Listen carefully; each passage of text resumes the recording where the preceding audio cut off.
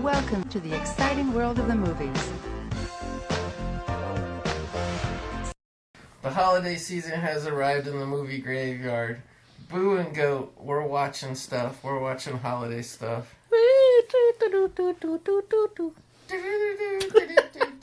Wishing you Happy Hanukkah, Merry Christmas, Merry Kwanzaa. Happy Christmas, because that's the way the British people say it. That's right. For all you which we actually do have some British listeners, so. That's cool. Yeah. So we are watching the all-time classic Christmas story. I don't even need to intro it. You've seen it 400 times during your life. We're getting ready to roll. We got the Blu-ray paused at the MGM UA Entertainment Company logo. This is like legit too. You know what's weird is I don't think I've ever noticed that the like things around the lion were film strips. Yeah, I've seen this a bajillion times in my life. This is and like I've never the kind noticed. of old school one. Like I was gonna say, like you get this, like if you get like a movie that MGM or something like was involved with one time, but like let go, like because this is always put out by Warner Brothers now, so something happened. But you know, there's all these different deals over the years MGM's made. But if you like buy any MGM owned movie now, you get like you could get a movie from 1982, you get the brand new CGI enhanced. With MGM.com at the bottom. Shit. So I appreciate that this has the old school one. Because it even has the laurel wreaths on the bottom with the Greek mask. And it's all different colors too. It's got like red and orange, whereas like the newer one is just all gold. So we have it paused at 5-second mark on the Blu-ray. I'm going to say 1, 2, 3, go. And when you hear me say go, please hit play on your remotes. All right, everybody, 1, 2, 3, go. I always extend your introductions talking about the cards that come up, the production cards. That's all right. We usually go way longer on the shows you're not on. So, but yeah, it's just like this was kind of not spur on the moment. I mean, we planned it a couple weeks in advance, but like I figure we ought to cover this because this is actually your first time watching it. Baby's first viewing of A Christmas Story. I know. Now you're all grown up. I'm all grown up. Yeah.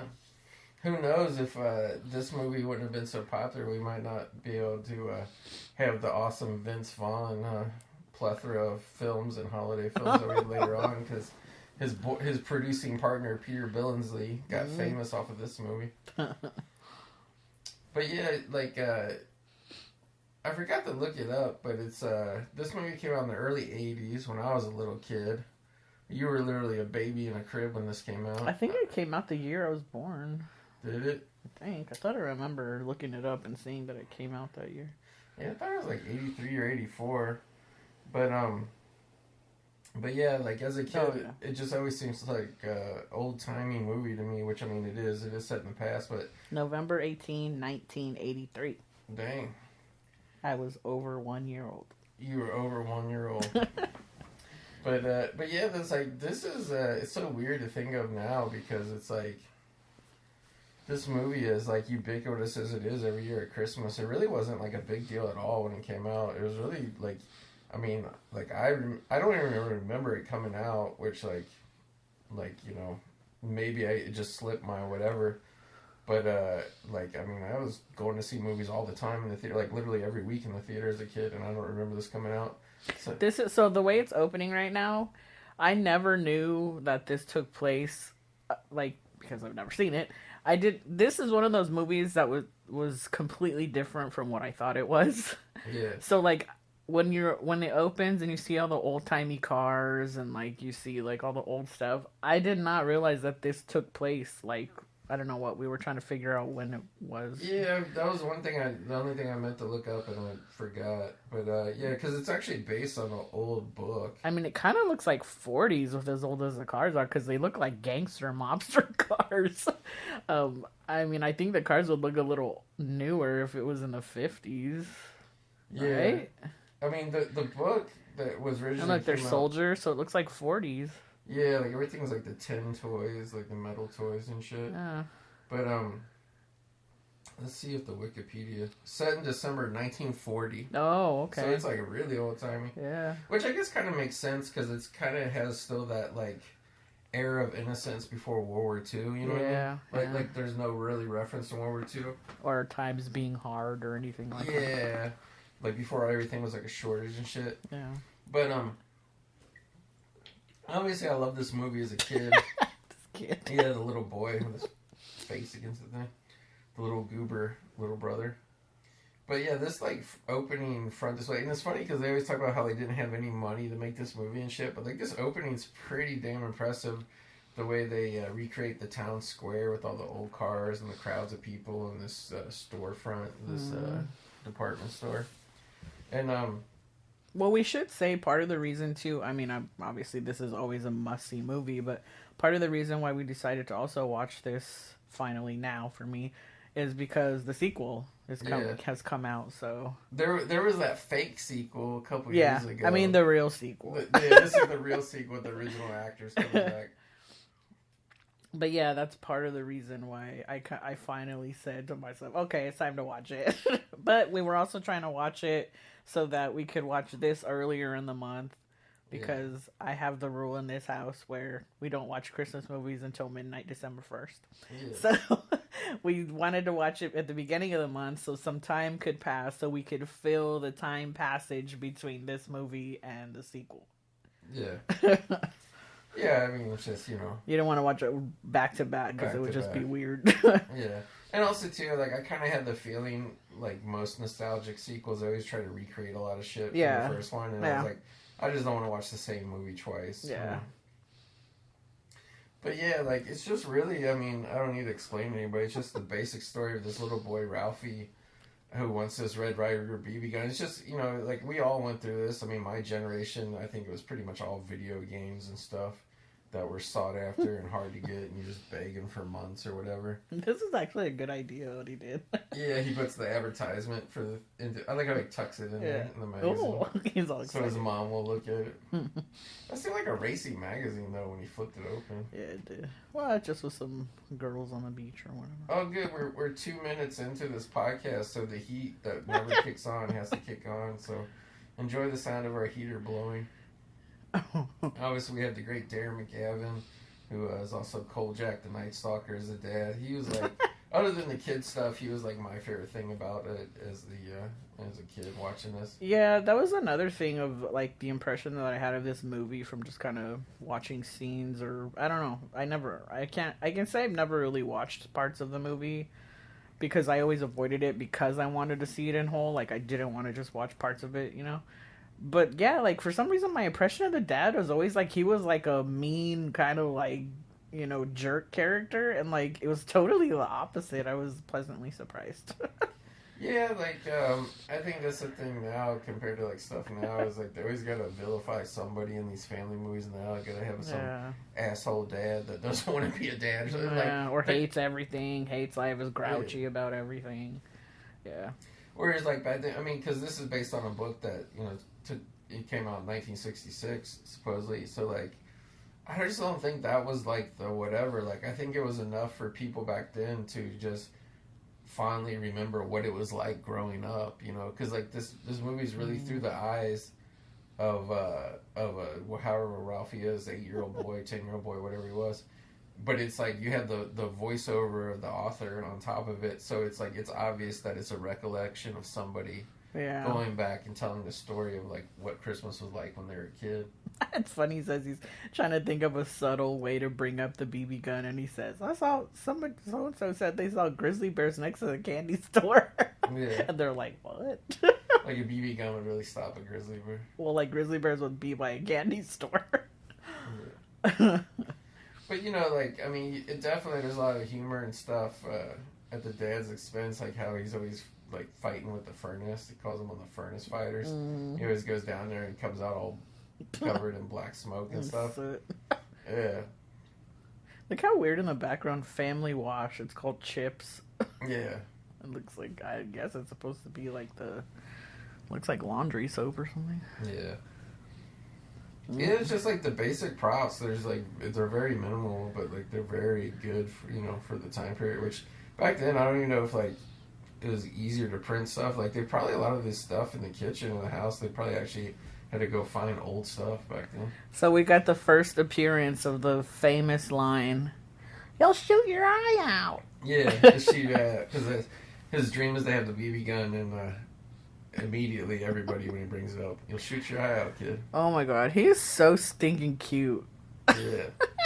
His face. His acting's so good. We got to point out too. This movie's directed by the awesome, legendary Bob Clark, who also made one of my other favorite Christmas classics, Black Christmas, which is a lot of times credited as one of the first slasher movies. Who's your favorite guy? Yeah, the brother. I always forget his name, Randy. Mm-hmm. He's kind of on the slow train, I guess you could say. I don't think so. I think he's just a little boy who's like, just, I don't want to eat oatmeal. Yeah. These scenes are cool. Yeah, like this is the first kind of daydream we get of Ralphie. Look how shiny he is. Yeah, like with his Gene Autry style cowboy outfit, like how he would use this rifle to protect the family against burglars and stuff. She's so cute. Yeah, he's so accessorized and so clean as a cowboy, and sparkly. That's how he sees himself. If he had that gun, he'd be a hero. Look at the little brother with his hands in his mouth, like he's scared, chomping his fingernails. But I just really like the way this movie looks. I don't know what they did. If they just made it soft or blurry or what, but the whole movie just has a warmth about it. Mm-hmm. It really looks like, even in the 80s, it looked like an older movie even back then. Oh. Yeah, spit in the chaw. Oh. Yeah, Shot him in the butt. He's always shooting him in the butt. And it's great how it's sped up. You get that whole Keystone Cops kind of comedy aspect of it. It's like he keeps shooting everybody in the butt. I mean, that's where a little kid would shoot everybody with a BB gun. Oh. Yeah, I like too how he's just totally this guy hiding behind the monkey bars. That's not really great cover. Kind of looks like the dad. Yeah. Oh. He gets that was a pretty good stunt there. Yeah, Black Bart got away on his horse jumping over the fence. But yeah, just stuff like this, I think is. I like this how they have the X's on their eyes. Yeah. That made me laugh. There's really scenes like this that really endeared this to me as a kid. It's just so much fantasy through the eyes as a kid, and obviously, at the time this was, not even parents of my age, because my parents weren't even born when the story took place. But I guess really my grandparents' age, or maybe slightly after that. But it's it didn't really matter. I could still relate to it as a kid because there's so much stuff. When he goes to school and the stuff that happens with his friends and whatever, you can just relate to it as any kid of any age from any decade, Yeah. And I think that's why it's lasted this long. There's there's a lot of stuff in it of when you're a little kid and similar school experiences. There goes the heater. Yeah, because no furnace. Period piece movie works now. Guillermo del Toro, you can come out with Nightmare Alley, but it will break out records of how little attended it will, because everybody just needs to see shit that happens now revolves around a cell phone. But this, it just doesn't matter. She was the one that turned it down. Yeah, it's so weird, the controls for their furnace. So she puts the top one all the way to the left. Yeah, the little lever thing. Mm-hmm. And I love the narration too. It's how they always explain how bad his dad is. See, now it's reversed. I thought it was different. Yeah. Now the bottom one is all the way to the left. I was like, wait a minute. When we first saw it, I was like, didn't she do it the other way? This is one of the first super classic things I remember. Gags or jokes I remember being kind of repeated and everything from this movie is what the little brother, he gets 80 coats put onto him to where he can't move, he can't even put his arms down. And he's constantly, oh, yeah, they just looping the sound effect, him constantly being oh. But it's I remember it obviously not being to this comical level, but I remember it getting bundled up to go to school as a kid, and then when you got there, it's how do I get all this shit off? See, to me, this experience was like I wouldn't have had this experience because we didn't. I mean, I grew up in California, Southern California. We didn't have snow or really, really, really cold days. There he is with his arms. So we never had experiences of being bundled up like this. Yeah, we didn't have to. I think the probably closest thing for modern times is just like, which I can't believe they're making a comeback, but the freaking bubble coats.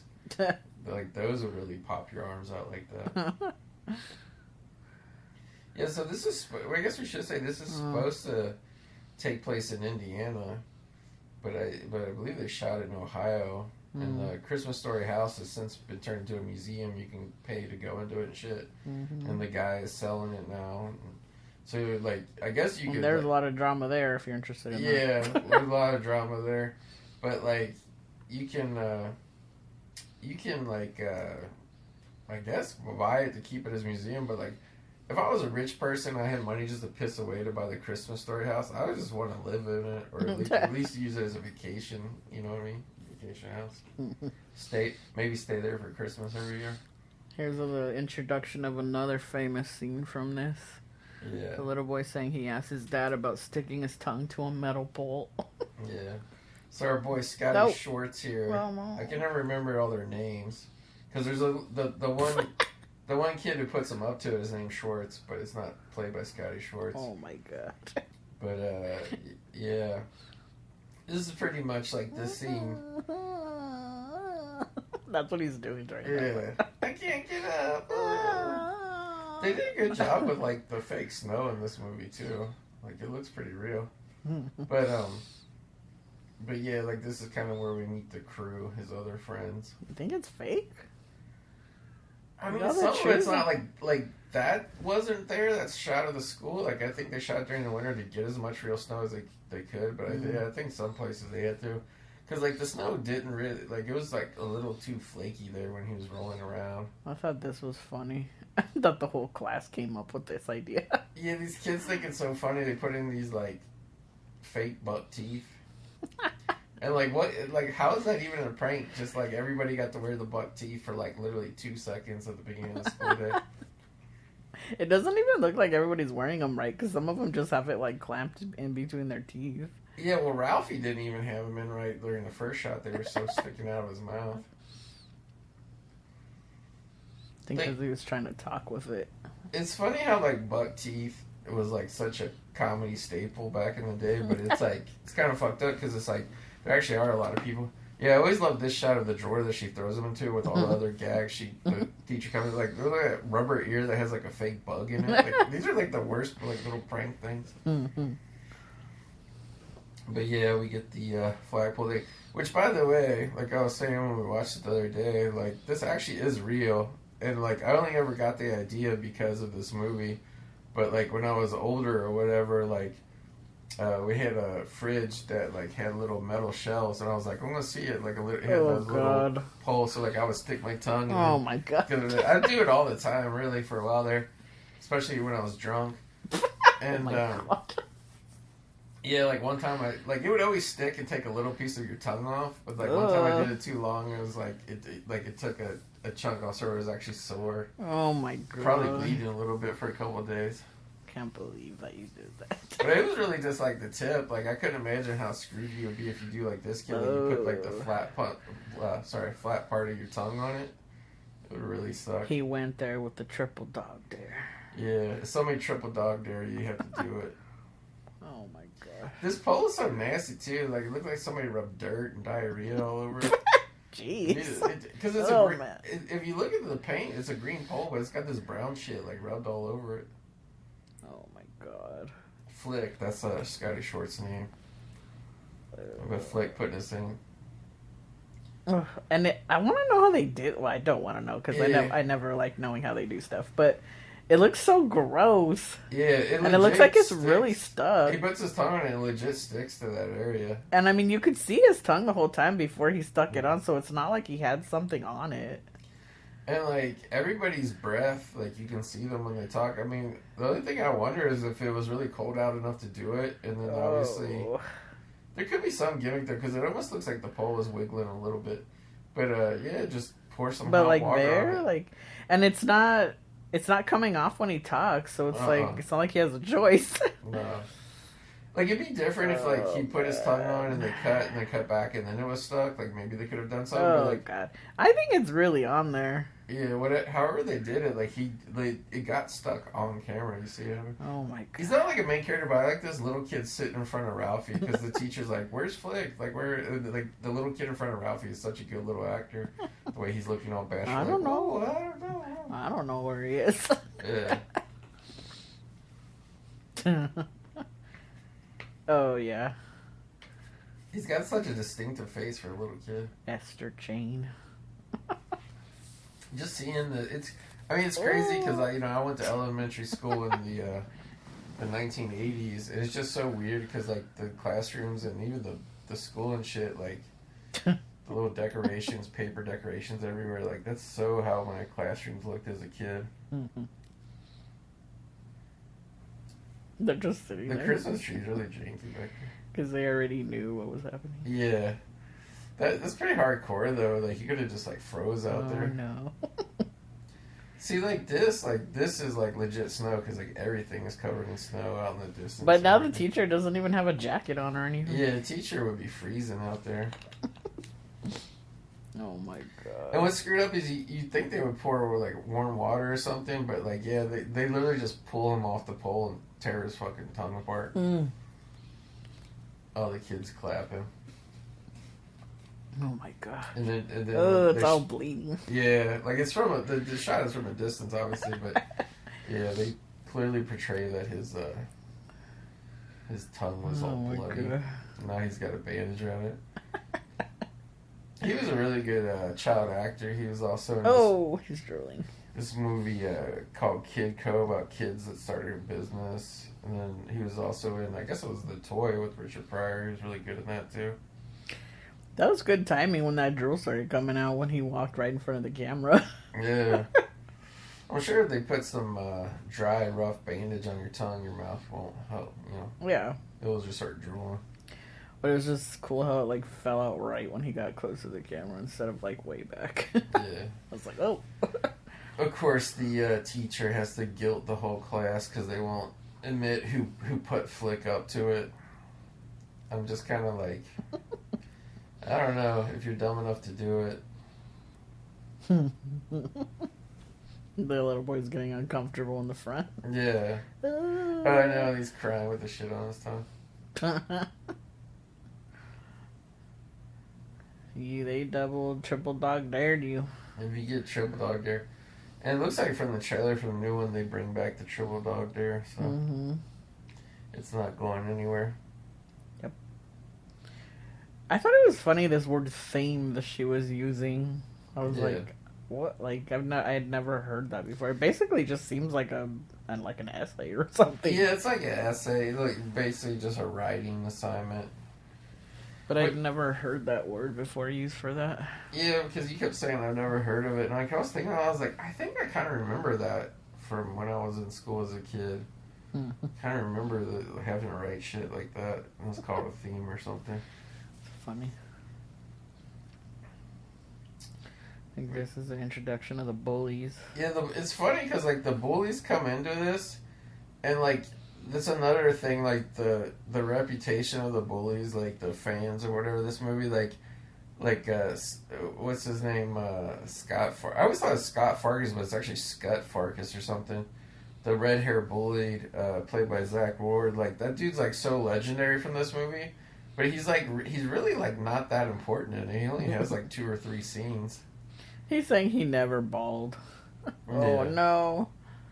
Jeez. Fargus He's comes so in. gnarly looking. Scut. Which apparently, What I a think, rotten name. I think more recently people would know him. He had a small part in Freddy vs. Jason. He was in Resident Evil 2. He's in the movie Postal. But, like, I apparently lived in the same neighborhood because I used to see him around a lot. Like, I used to run into him. Like, at one point I was, like, seeing him, like, every 2 or 3 weeks. And then here's Yeah. Who's this guy? Here's the little guy causing all the trouble nowadays. The troublemaker that's trying to buy the house, supposedly. Which is funny because when you see Zach Ward, and you see him now, he looks exactly like he did in this movie, just grown up. But the little bully, yeah, you would never recognize him. He said his brother laid there still. It was his only defense. Yeah, because his brother can't get up because he's got all the jackets on. Oh my god. Was really like a whole jumper suit he's got on? Yeah. Yeah. A toady. You're either bully, a toady, or one of the nameless Rablo victims. It's so funny too how they're little kid bullies, but they're like hiding out in this alleyway waiting for victims to come by. And you thought it was funny how he just like roars at them and they get scared and run away. And I always love this part too where the bullies are punching each other and he's like, hey. Finally the big one gets enough and hits him like, ow. Man. They're so funny though because they're such young kids but they like seem like old men. It's weird. The bullies. Little orphan Annie decoder. Yeah, the little orphan Annie decodering. Like that's another thing. It seems like it's a big deal, but it's really just a small thing in the overall story. Dang, you have some good handwriting for a little kid. Yeah, it looked like some grown-up writing in there. My handwriting was always terrible, and they used to give me extra practice, extra classes. It just always sucked. Now it doesn't matter because I don't even think kids now will even learn how to write in school. I don't think they learn cursive anymore. Yeah, they don't learn cursive, but do they even print shit anymore? I don't know. I mean, I would think that they would have to because they'd have to know the alphabet to learn how to read on their text messages and their and their iPads. You have to learn how to read what's on it. So here's another subplot with the dad. He finds out with a letter that he won something in a I guess it's like a raffle or contest, but this also introduced the hillbilly dogs. There's 20 Doberman. They had at least 785 smelly dogs. Yeah, it's they have some hillbilly neighbors in this that you never really see, but they have tons of hillbilly dogs that run wild. A Western Union telegram. I was curious about this part because I was like, how did he where did he win this prize from? Yeah. But so it just randomly came from a telegram. Yeah, I would imagine it was some publisher clearinghouse shit where you get that shit back in the day. They're always I like this in the dog year. He shoves the door. He purposely opened the door just to let them bite him because he was so happy. Yeah. But yeah, you would always get this shit. You may have already won. Blah blah blah. So I just always assumed it was one of those fucking scams or maybe something he could have entered. Some sort of sweepstakes. Yeah. It's probably something that was regular back then. Maybe it was a different version of a lottery, the lottery or something. Well, there had to be a lot of shit in magazines too. There was always shit in magazines to send away for to enter. Oh, but you were saying about the neighbor. There's actually part of the property of the house now that there's actually a house, a small house next door that has the sign saying the Bumpus' house. The Bumpus', Even though they never show the characters in the movie and they're never in the movie, there's still a house there now that says the Bumpus' house. Yeah, it's just funny. He really turned it into a thing. Yeah. And then his little brother is so weird, Randy. He never wants to eat food. He's always playing with it and shit. I never really played with my food as a kid, did you? No, I would get in trouble. Yeah. I mean, I'm sure I would too, but I just never thought to do it. Yeah, that wasn't really a thing I think I ever did. Yeah. But playing with your food and making little mountains out of mashed potatoes and shit, that was more of an old-timey thing. Yep. Whoa. It's so funny because he tries to get mean, but he's still really not that mean. Yeah, he's a fun dad. He just wants to play the role of a whatever grumpy dad, but he's really not grumpy at all. The mom knows how to work him. Yeah, even as a kid, I thought this scene was a little creepy. God. She tricks him into acting like a little pig, and he just slams his face in it. It's just so gross. God. But he's eating. I always thought the meatloaf was gross in this scene too. How it was all pink. Yeah. It seemed like it was raw or something. Well, he says like meatloaf, beetloaf, or something like that. I think the little boy. That's why he doesn't want to eat. Oh, no, it's like meatloaf. Oh, I guess it did kind of look pink. But then there's also some like cranberry or something. Yeah, it's like meatloaf, cranberry. I don't know. Oh my god! But he's really the kid. What's fucked up about it is like the kid's really not even chewing it and swallowing it and eating it. He's so just rubbing all over his face. The dad's like, oh yeah. Yeah, he knows he's the weird one. Uh-oh. Oh, the door was...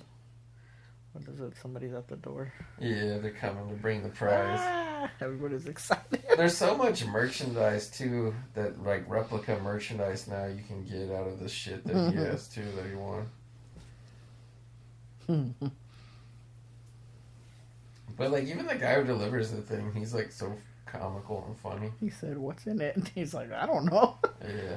Oh my god. It's so weird, like, back in the day to think, like, how much shit was shipped in giant wooden crates like that. I can't believe that they put that tiny thing in this big-ass box. Yeah. This is another famous thing from this movie. Yeah, you can buy all kinds of little tchotchkes and t-shirts, and they make all kinds of pajama bottoms. They have pictures of it on shit. And, like, I never really understood the fascination. My favorite part was this part where he says, "Oh, fragile. It must be Italian." And she's like, "No, I think it says fragile." And he's like, "Oh, yeah." He thinks he got a fancy gift. Yeah. He's trying to be fancy. Well, when I was a kid, like, I really thought, like, it was real. It really was, like, fragile. I just took his word for it. And then it has, like, that old-timey, like... I don't think I've ever gotten anything that had this. But, like, what is that shit? The old-timey, like, hay that they would put in there? Yeah, they would use that instead of packing paper or whatever. Instead of packing peanuts, yeah. They have this, like, old-timey hay. Yeah. It's kind of like spaghetti. It's weird. I like how he has to get in there to find it. It's so messy. Oh, my God. And he finally finds what it is, and it's a stupid, plastic leg. And, like, he's so, like, in love with it. Like, it's so gross. God. But it's, like, this, like, symbol of sex against... I forgot that it does have, like, a butt at the top. Yeah. You just can't really see it once you put the lampshade on. Yeah, the lampshade covers it up. Oh, my God. But I'm pretty sure a couple years ago they made, like, a DVD or Blu-ray set that had, like, a little plastic one in there. So he was caressing the leg up. Yeah. The mom's like, oh, go away. But I remember a couple years ago when I would still go out to buy things in stores. Oh, God. Going to get socks or underwear or something at Kohl's, and, like, they had that Christmas section. I swear, like, half the shit was Christmas Story or Elf. Like, the whole thing was, like, all this shit. He's so excited about his lamp. Yeah. Overcome by art. Which, like, this ugly plastic lamp thing. Like, I know it's funny and it seems silly, but, like, you think about it back then, like, grown up adult men, like, they didn't really have anything to, like, own and have back then, you know? And then, yeah, like, this brings up the whole thing with the electrical wire in the house and this weird extension cord shit or outlet extender shit that they have. Like, this is, like, really, like, scary. Like, there's so many sparks and shit come out when it plugs it in. Jeez.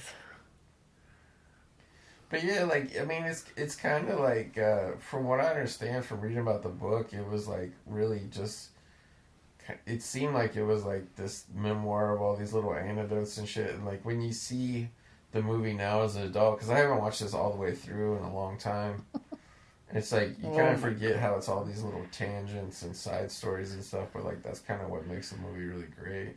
The whole leg lights up. Yeah. The mom is so not into it. Yeah, I wonder if there's, like, multiple bulbs inside or whatever. Yeah. Even the little boy's looking at it like, he's like, oh, I don't know. Because like, isn't there a shot, here where, like, Ralphie starts caressing it and his mom's like, oh, don't touch that. Well, he did it earlier. Yeah. When he first took it out. But, yeah, like, like the dad like runs across the street and he's like looking at it in the window. He's like, "Put it this way, put it this way." There, he did it again. It's like the whole street's walking by and stops to look at it. Like, what is that? Like everybody's so mesmerized by it, and the mom's so embarrassed by it. Don't bother me. I'm busy. Yeah, he says, what? But what is it? He says it's a major award. Oh my gosh! Even a car stops. Yeah. But it's a major award. I want it. He's so proud of it. Yeah. It would be some sort of contest or something. The whole neighborhood was turned on. Yeah. I guess that would be racy back then. She's hiding her face with her hair. 1940. Oh my gosh. It's one of those things that it's so harmless, like when you watch it in the context of the movie now, you're just like, let's let this guy have his shit. Like, but it's so tacky. From the soft glow of electric sex gleaming in the window. Yeah. Isn't it weird how they would, like, because, you know, like, when we were, like, young, like, the stuff we had was, like, all this fantastical stuff, like, you know, Star Wars, and then you had Power Rangers and stuff. Mm-hmm. It's like, back then, like, kids only had bullshit, like, Little Orphan Andy. Like, who cares about Little Orphan Andy? That's not bullshit. And it was kind of, like, before my time, but there was, like, the horse shit, like, the Hardy Boys and Nancy Drew. I would look at those books at the library shit. I'd be like, who wants to read these? Well, but, I mean, those kinds of things required logic and, like, being smart. Like, you know, that kind of shit was valued back then. Yeah. Now, you could be a dumb airhead and everybody will love you if you're hot. So, I mean, It's like, that's why that kind of stuff, or, like, Little Orphan Annie, it's like, I don't really know what that was about, but he gets a decoder ring, so apparently it's some sort of, like, adventure or something or other. Yeah. I like how he turned the teacher into, like, a fancy French pigeon wearing headmistress of a school. Yeah, it's another one of his fantasies, because he wrote his essay about the Red Ryder BB gun and how awesome it is. He's fantasizing how excited she's gonna be when she reads it. It's funny that he thinks like adults are gonna be so excited to like know about a BB gun when like that shit's been around forever. Oh my god, I've been waiting for all my life. And yeah, like other than just this is demonstrating like how obsessed he is with the BB gun. Like I kind of really didn't get like how this was going to help him get the BB gun. Like, was he going to write this story and get an A and then show it to his mom that he got a great grade, and maybe when she read it that would make her want to get it? Probably. Ralph, A+. I remember that. I love the kisses he's blowing to the classroom. Oh my gosh. That would be pretty awesome to get a great grade that great. And then they pick him up and carry him around like a hip hip parade. Blowing kisses. He looks funny blowing the kisses. Yeah. It's so weird too, because like they found like such the perfect kid, Peter Billingsley. Man, he looks like a kid you would see in a Norman Rockwell thing. You know, honestly, I don't think the movie would have become what it did if he wasn't the kid. Right. You know, because he's so distinctive. His face, yeah. Like, he's the kid, you know? Like, nobody else would have been as, like, interesting. Because he's interesting looking. Yeah. I like how in a daze he is. We get more sped up shots of the police chasing him. It's like the little brother's running after them because he has nowhere else to go. But it's like you should be running the other way. That house does look big in the movie, but I bet if you like saw it in person, it's probably not that big. I'm gonna go get their Christmas tree. Yeah. The legendary Battle of the Lamb. Oh, he gets mad because she turns it off. Yeah, he wants everybody to see it. Lives in the folklore of Cleveland Street to this day. Yeah. It's actually true. Yeah, people come from hundreds of miles around to see that house and then it's just so weird because it's like I know this takes place in the 40s, but like this town, I mean, I didn't grow up in like a really tiny town, but like the buildings and stuff that were around Cincinnati when I grew up, like they looked a lot like these old brick buildings. There were still a lot of those when I was growing up. Mm-hmm. And yeah, it's funny, the tree that has the needles falling off. He says, no needles falling off here, and there's nothing but needles. Yeah. And then this one has hardly any branches on it. But, like, yeah, it's just, like, watching this movie, it makes me so nostalgic. I mean, really for the 80s, because, like I said, like, other than the old cars, like, pretty much everything looked the same when I was growing up in the early 80s as it does in this movie. It's weird. It's weird how, like, for, like, 40-something years, like, shit really didn't change that much. And then the next 30 years after that, like, everything changed. Oh, he's trying to say he's going to buy a plastic tree so he could get a better deal. Yeah. It's funny, like, how he starts talking shit, like, oh, maybe we'll just get a fake tree and save money and whatever. And, like, the guy's, like, the guy doesn't lower the price at all. He just, like, throws in the The rope. deal breaker is he's going to tie it to the car. Yeah, I'll tie it to the car. It's so silly. And, like, this is, like, a really classic scene here, too, where Ralphie cusses, but, like, I weirdly, like, never really remember the context and, like, which it happens in the movie. It's another thing, like, I guess that's one thing about the dad that, like, they kind of make fun of him for is, like, he's, like, a super big cheapskate. But, I mean, like, if you were to think about, like, where he grew up, like... But I was just going to say, I didn't think that was the case for this movie, because usually... Like, a lot of people, like, for him wanting the gun, like, the reason that they don't want to get him the gun isn't because they can't afford it. That's usually, like, what you get in a lot of these kinds of movies. Is like, oh, we can't afford it, and, like, the kid knows they can't afford it and all that stuff, so it's all special when they get the gift, because that means that, like, they got put out of house and home so they could get the gift. Yeah. But, like, that's never a thing in this one. Like, he's not getting it because of money, he's not getting it because it's dangerous. And then the tree, like, the dad said, can't, like, show me your biggest tree. Like, he wasn't trying to skimp on anything. He just was trying to get a lower price. But, I mean, that was one thing I was going to say that I noticed on this one is that nothing is like, oh, we don't have any money kind of thing. Yeah, I mean, I don't think they're, like, poor. I just think, like, the dad probably grew up in the Great Depression. So it's like, he does as much as he can himself. Like, how he's always... fucking with the furnace. And then, like, here, like, they totally make fun about how he only ever buys, like, bald rubber tires that, like, have no tread. That's why, like, they're so worn out. They're always blown out. And, like, yeah, the one he pulled out. Oh, this is why. Yeah, when he knocks the lug nuts over, he says, oh, fudge. But they say, you know, I didn't say fudge, though. That slow motion of him saying it, too, is, like, so memorable. The look on the dad's face. Only I didn't say fudge. I said the word. The big one. Oh. The F dash word. What did you say? Oh. And it's so funny, too, when they get back in the car, and it's like, the quiet, and how, like, whatever. Oh. Yeah. He immediately knows he's in trouble. But even, like, the side of the road, this dirty...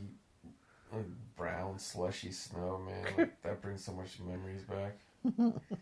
Chinese water torture. Yeah. I thought it would have been funny if the dad was laughing after he sent him back, just to make it seem like he thought it was funny because he said that. But it's really so old timey that he really is pissed. He's just like, yeah. I do like how the dad was trying to change the tire in like record time. Like, I think he wanted to do under 4 minutes, but 8 minutes. Yeah, here it is. She's gonna let them on. He has to whisper it to her so the other kid don't hear. And then the way she freaks out, she starts screaming. Oh no! Cut to him with the soap, which I'm like every time I see this movie, I was like, is that real soap? Ugh, so gross. Ugh. And they sell those bar soaps at the house now. Yeah. They look just like that. Did you ever have that done to you as a kid? No. Yeah, I got to taste soap one time. Ugh. It tastes pretty awful. I tasted Irish Spring though, because that's what we always had in the house. And that one's strong. Yeah. Yeah, no. It's hard to get the taste out of your mouth afterwards. I don't think I ever cussed when I was little. I don't really ever think that was any of my issues.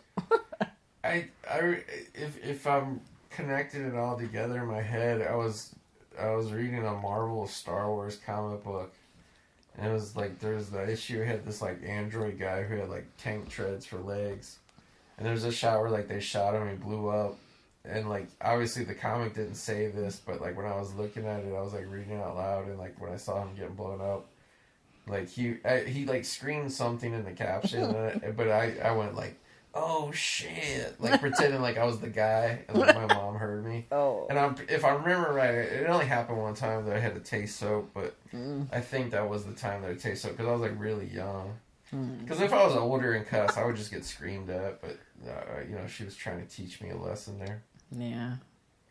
And this is the best where his mom makes him try and admit where he heard the word, and he just blurts out his friend's name. And his mom calls in, like you just hear the mom on the other end saying, he said, what? And all screaming and shit, and then you just hear the kid getting beat in the background. It wasn't me, I didn't do it.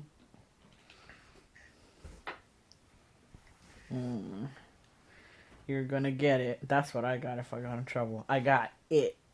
Yeah, you got it. I didn't have any. I thought this was funny that she actually did it herself. Yeah, she's like, what does it taste like? She puts it in her mouth or something. She's like, bleh. She just starts spitting out right He's going to bed crying, trying to spit it out. 3 blocks away, Schwartz was getting his.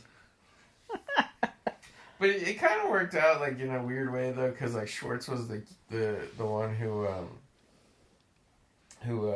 had Flick put his tongue on the thing. Yeah, this is the thing where they, another fantasy where he comes back and he's all blind and poor now.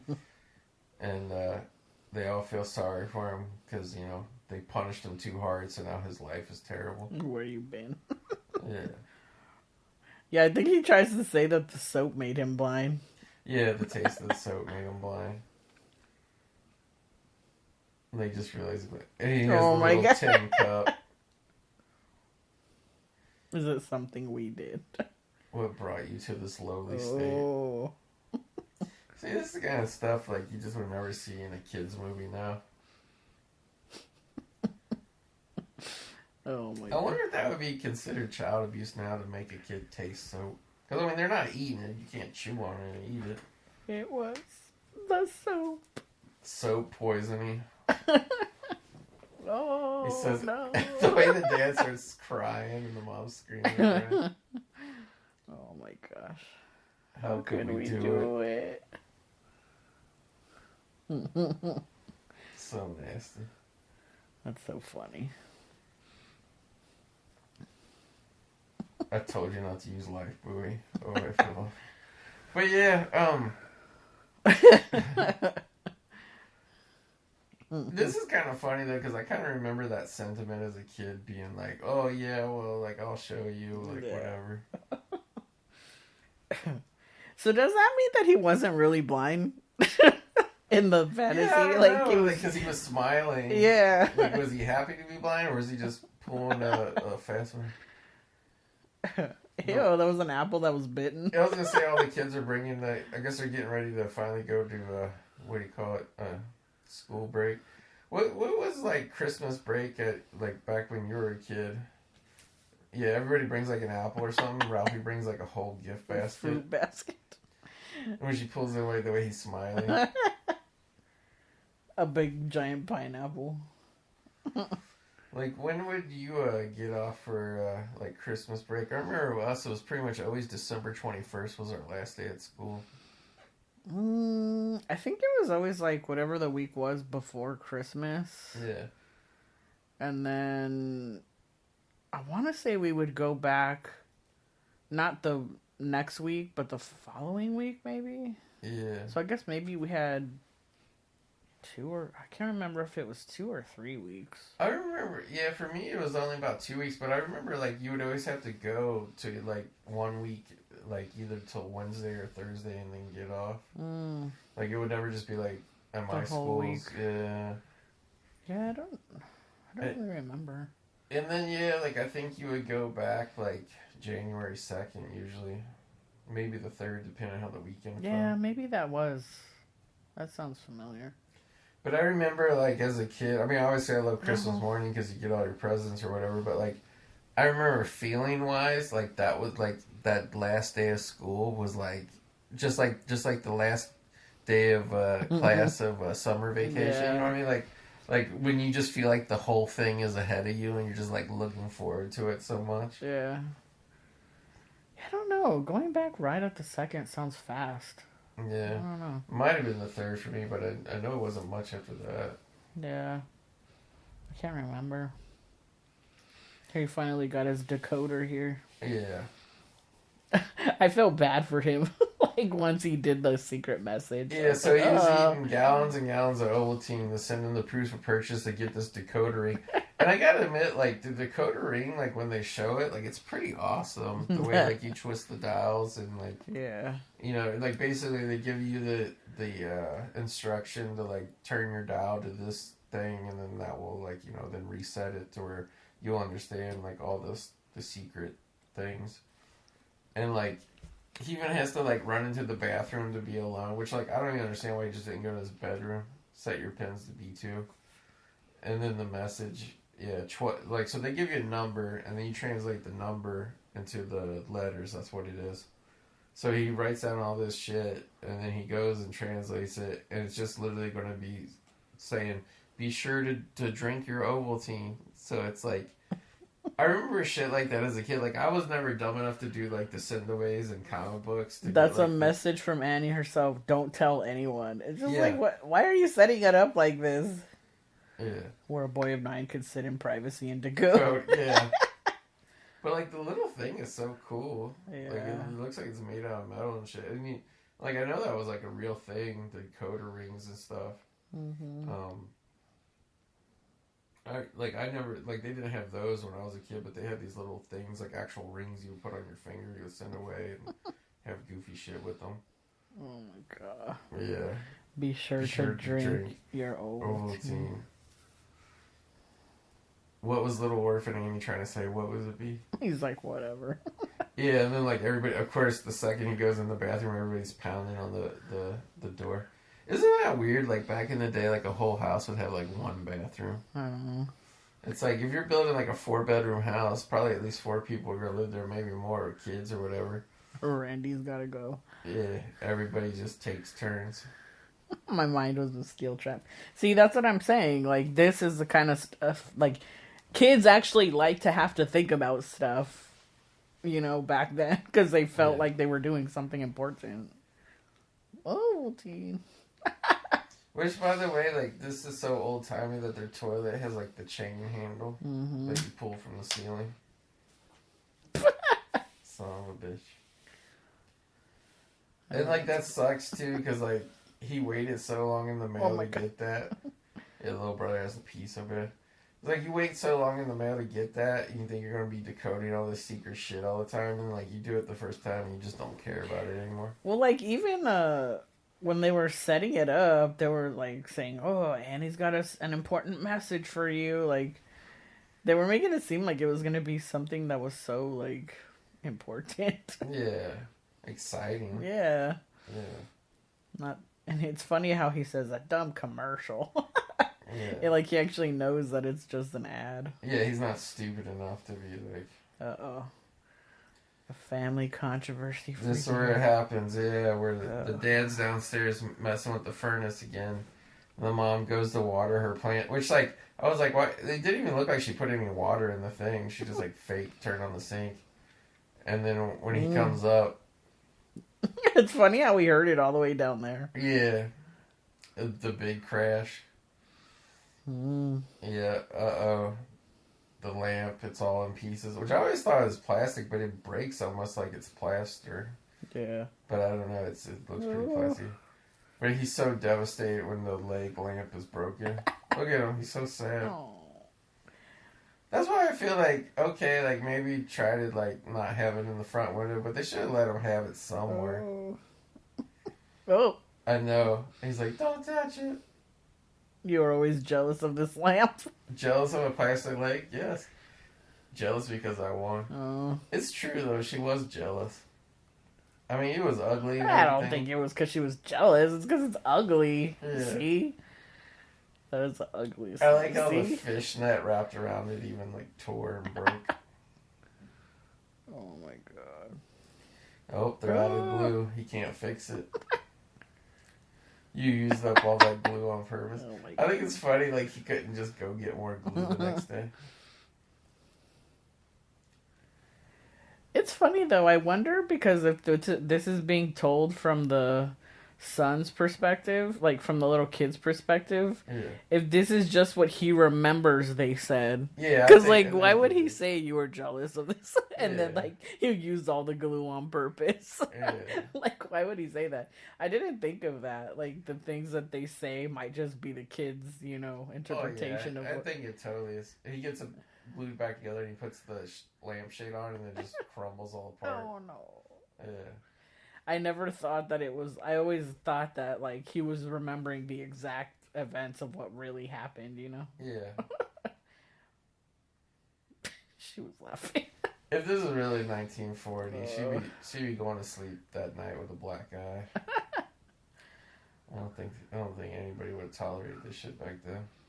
Oh my god. Yeah, he says later that night, alone in the backyard, he buried it next to the garage. And I thought I heard the sound of taps being played. Gently. Oh my god. Too funny. Yeah.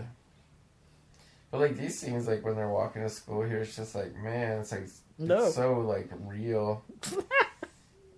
Like the neighborhood and everything. The bullies. It's funny too, because like I always wonder, like the bullies catch them outside of the school, and I'm like, were the bullies at school too, or like did the bullies just hang outside the school to like bully kids? I can't wait to yeah, I can't wait to see the bullies all grown up in the sequel. But yeah, they like it's like literally the oldest school bullying shit. Like I wonder if bullies actually did this where they yank your arm behind your back and yank it upwards so it hurts until you say uncle. Like that's just like so like old timey comical. Oh.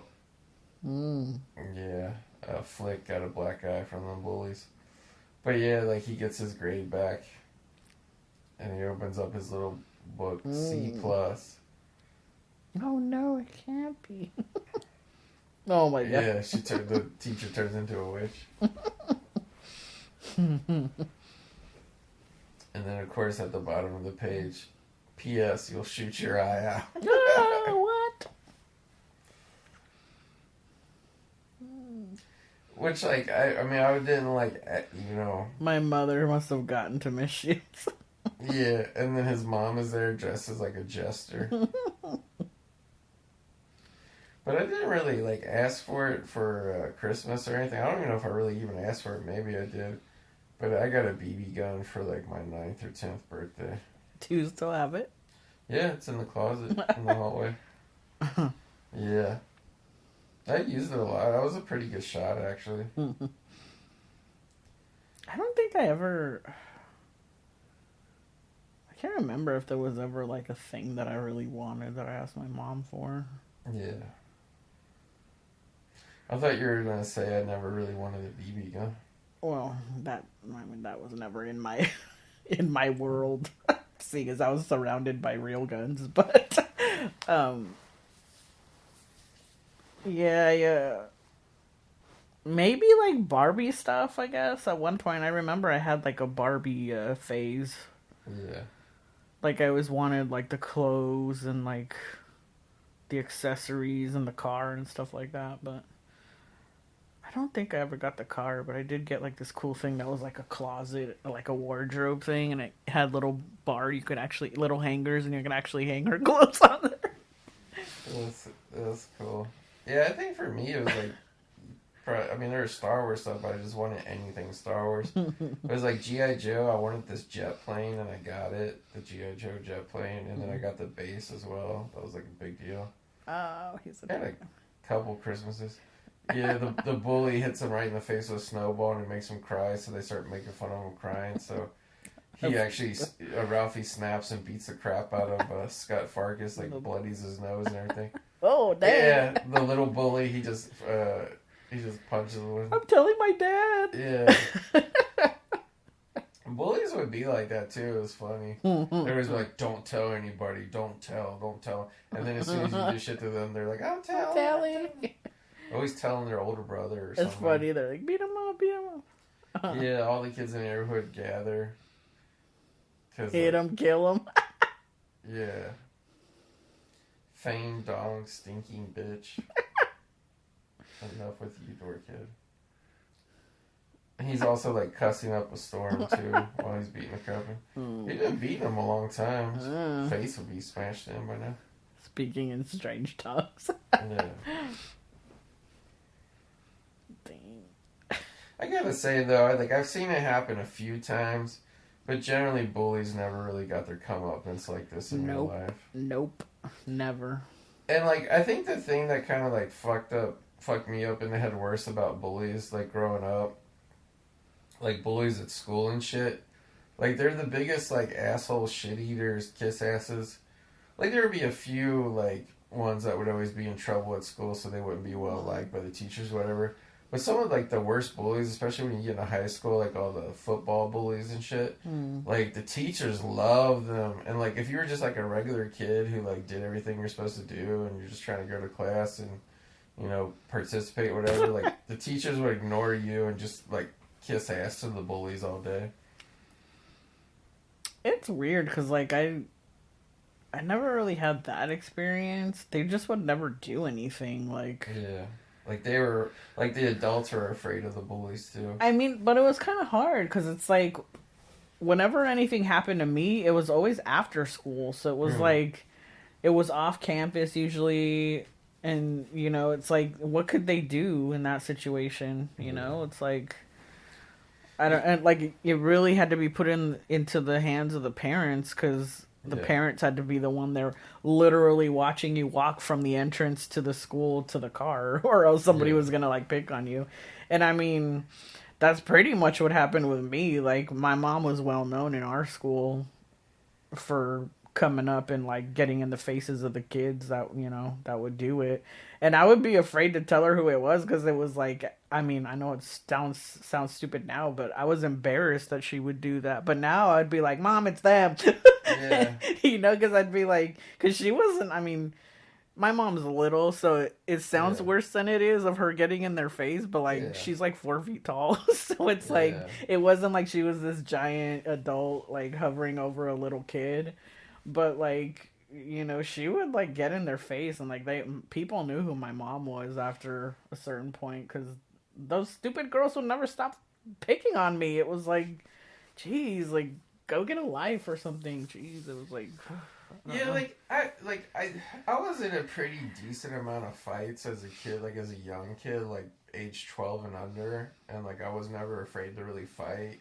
But it's like when you're like super young, like it doesn't really matter. Like the worst that can happen is like a bloody nose. And then eventually, like it's weird. It's like the more you fight, the more you have to fight, kind of weird thing. And it's like, so like I just stopped fighting for a while. Then like after a while, like bully said something or something, like I just wouldn't really care, you know. And but like that's kind of the wrong thing too, because then it just gets out of hand, and they get mad because you don't pay attention to them. Yeah, and it's like they always want to like up it. Like if you let them get away with one thing, they always want to up it a notch. So I mean, because I mean you lived in an actual city, and you lived, you know, and I lived in like a rural area where it's like school was 10 miles away. So once I left school, I didn't have to worry about bullies.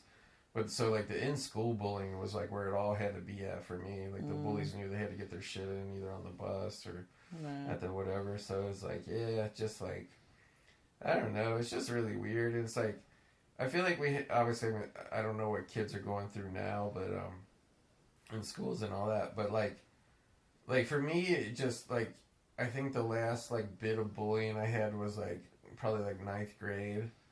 And then it was like I just hit a growth spurt, and I was like pretty much bigger than somehow all the bullies stayed small. Probably because they were all fucking smoking and drinking and shit. But it's like, yeah, so it's like I had like from 10th grade on, I had a few like mouth off to me and threaten me, but like eventually like I just started standing up to them verbally, and like there was a couple where like some shit got kind of physical, but not like full out punches. Like I really didn't have any full out punching fights in high school. It was just always the threat of violence, and then eventually I realized they were bullshitters, and it kind of, but like yeah, it does suck as a kid when like you're, because like for me like my bullying situation, it was like I never had a problem one-on-one with a bully. It was always 5-on-1, and that is intimidating when you're a kid. But yeah, what can you do? It's weird too though, because it's like you hear so many stories of like kids getting bullied now. Like, us as adults, we talk about it a lot. Yeah. Of like how we were bullied when we were younger. But like you never hear from the people who did the bullying. Yeah. Like where are those people? Also there. Like there's so many of us, like the people who got bullied. Like where are the people who did the bullying? Like why don't you ever hear from them and hear them be like, oh yeah, I used to kick the shit out of people when I was... I mean, I guess it's like... all proud about it. Yeah, Like I always had this thing in my head as a kid, and I'm sure it's probably not right, but like, I just always thought like there was like bully people and non-bully people, and I thought the bully people would teach their kids to be bullies. Yeah. You know what I mean? Like, if you want something in this life, you gotta fucking antagonize people nonstop. Like, you know what I mean? That's what it seemed like how the way the world worked. And then like the few times like where like the bullying would get found out at school or get told on or whatever, or exposed, like they never wanted to do anything. Like they would always claim that they talked to them. No. And then but they never did anything. I always thought this was weird that Mickey Mouse is in the school, it's not school parade, it's the town Christmas parade, and they have the Wizard of Oz monkeys and shit. Tin Man. Was it like he was trying to like harass her? The Dorothy character? Yeah, I don't know. It was just like he was like just trying to go up there, and the monkeys were like, no way. To Mickey Mouse. Like I was surprised that I don't think you could get away with that now. Like with rights shit, fucking Disney probably sue you. But no, it was just weird. It was just like they would never do anything to the bullies. They were just like, if anything, they'd be like, hey, don't do that, stop that. And then the bullies would get mad. I got so in trouble. They told me not to bully you anymore. And it's just like, you'll never get suspended, dude. They love you too much. Well, see, it was hard, too, for me, because, like, a lot of the kids from my school lived in the projects. Like, we all came from the projects. Yeah. So it's like, everybody knew where everybody lived. Yeah, so there was no it wasn't just bullying in school. It's like, they would follow you to your house, to, where you lived, your apartment, whatever. And, like, so it's like, that's why I was saying it's hard for them to control it when you're outside of school, because it's like... They could do it there too, and in that case, it becomes a legal thing, really, I guess. Yeah. Because now they're harassing you at home. Yeah, I had a few people threaten to come to my house, but they never actually did. But, like, what you're saying, like, yeah, that is more intimidating. But the whole part that we missed, how he got in the fight, the mom actually, like, covered for him. Like, she let the dad know there was a fight, which I thought was interesting. That, like... She didn't get upset at him about it, that she was kind of like, oh, it's just a fight, boys will be boys. And the dad was the one that was starting to get like, what? There was a fight? What? Yeah, he was all concerned. And there she's like, no, it's okay. It wasn't a big deal. And then she distracted him with the Packers game. Yeah. But yeah, it's kind of interesting. But that's what's so great about this movie, honestly. That's why Bob Clark was a great film director, was he knew how to exaggerate and go over the top with the comedy aspects of it, but he also knew like the little character moments and nuances. Like that's what makes this like actually like even though it's a comedy, really, it's endearing. Yeah, just really a great, well-rounded film. Here's another famous scene. Yeah, where they go see Santa. It's like the thing of getting back to the line, and the line's like super long. Wow, those lamps are nice, actually. Yeah.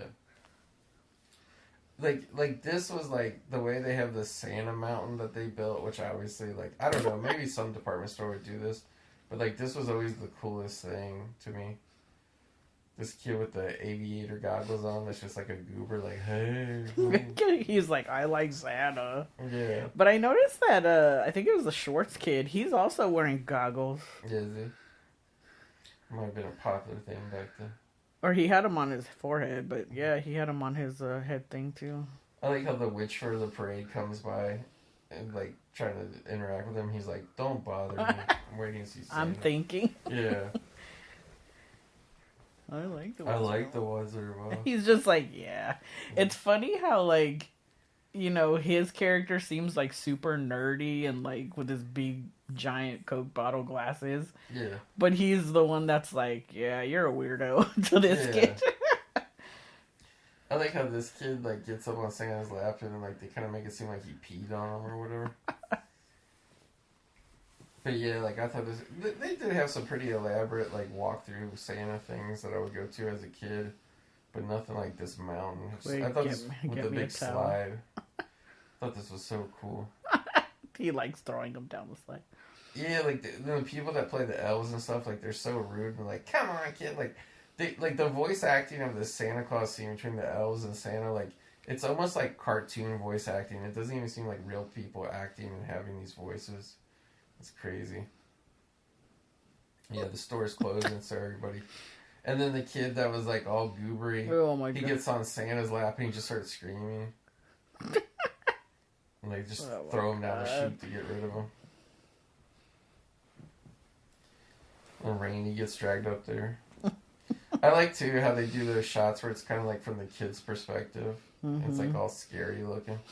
No, he almost... Randy cries, too.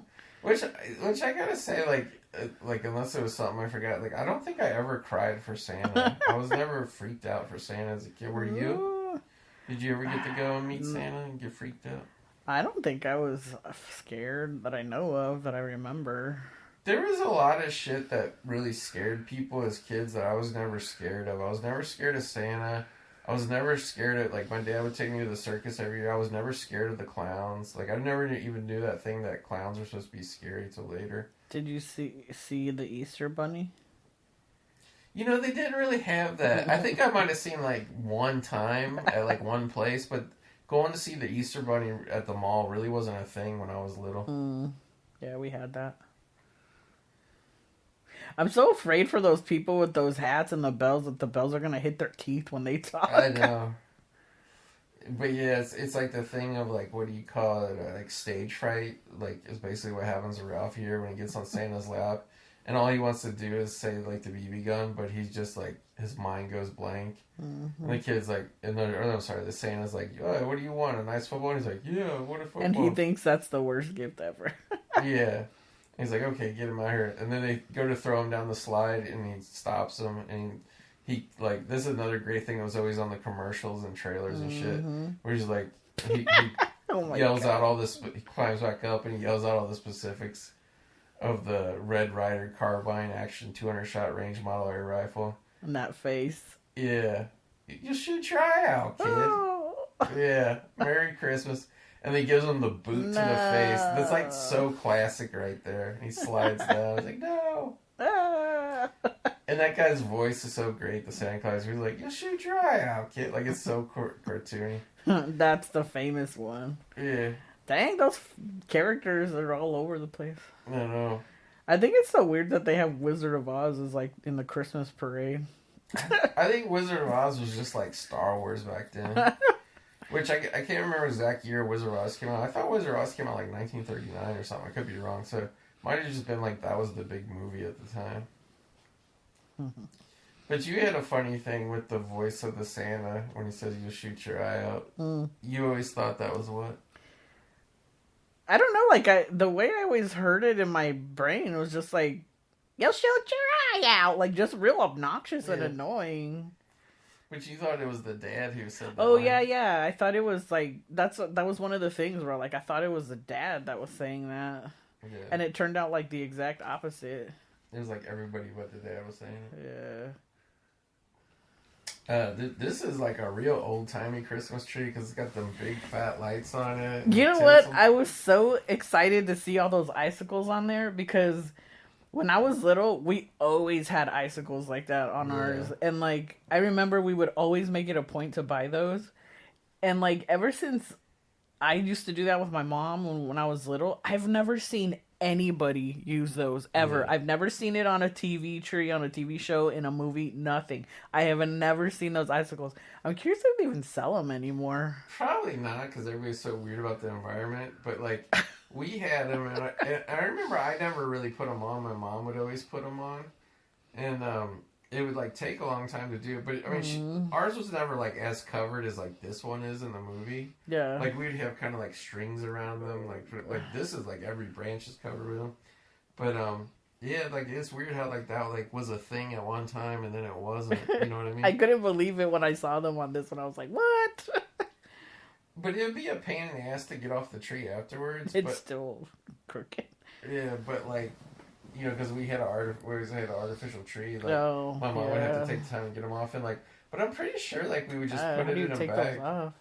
Yeah, like I'm pretty sure my mom would just like take them off, and put them back. Like I think we used the same tinsel like, every year. Oh my god! It wasn't like we just threw it away or whatever and bought more. Yikes! That's funny. Dang. But again, we didn't use like tons of it. We didn't cover the entire tree in it. Yeah, ours wasn't crazy covered like that either. But like, yeah, it was so like I thought it was so cool seeing that on a tree because I've never seen it anywhere else except for my house. Yeah. I just love this like soft photography of this movie. Like everything's so beautiful looking at it. So how did this Christmas movie, A Christmas Story, measure up to the newest Christmas movie we saw last night, Violent Night? It's not even in the same category. It's not in the same category. I mean, Violent Night, it turned into like a, sweet movie in the end. I mean, it's a rated R movie. It was as sweet as a rated R movie could get, but look how cool that looks. Yeah. Like, that's like real. I mean, I guess they could have sprayed it like with water and made it happen, but like, yeah, that's what stuff looked like when I was a kid in the snow. And like this whole town, how you just see everything like out the window and across the way. It's funny because like how I was saying, like I, born and raised in California, like I never saw anything like that before.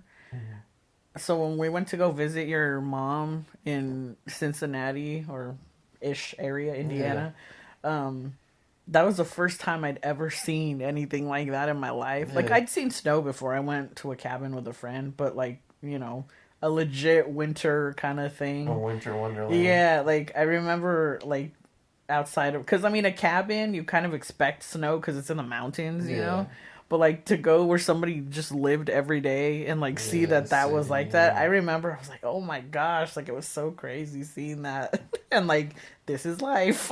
This is how it is every day now because it's winter time. Yeah, like I always loved snow when I was a kid when we lived in Cincinnati, but like it was another thing that, like, when we moved to Indiana, and, like, the yards were bigger, and you saw the fields, the entire Well, especially because that field is next to your mom's house, so it was, like, just, like, a giant field of white. It was so crazy.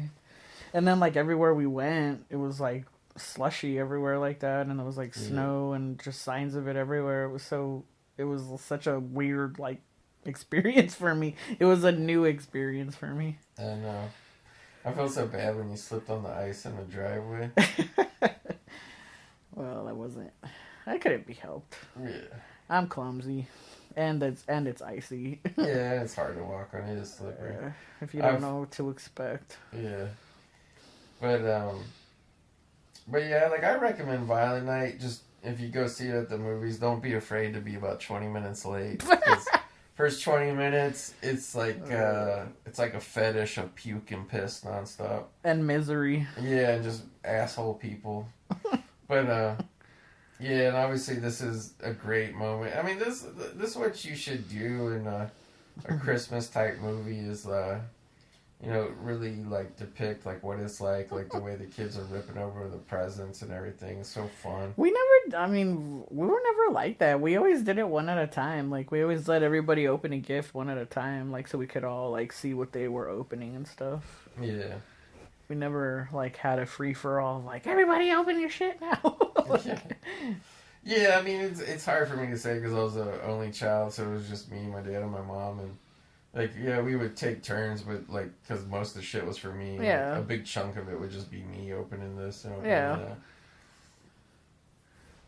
Yeah, and this is another thing, another famous thing that's been merchandised where you can wear these fucking things The now. dad is like, oh god, he The feels sorry for him. Yeah, the bunny rabbit pajamas that Aunt Clara made them. Oh.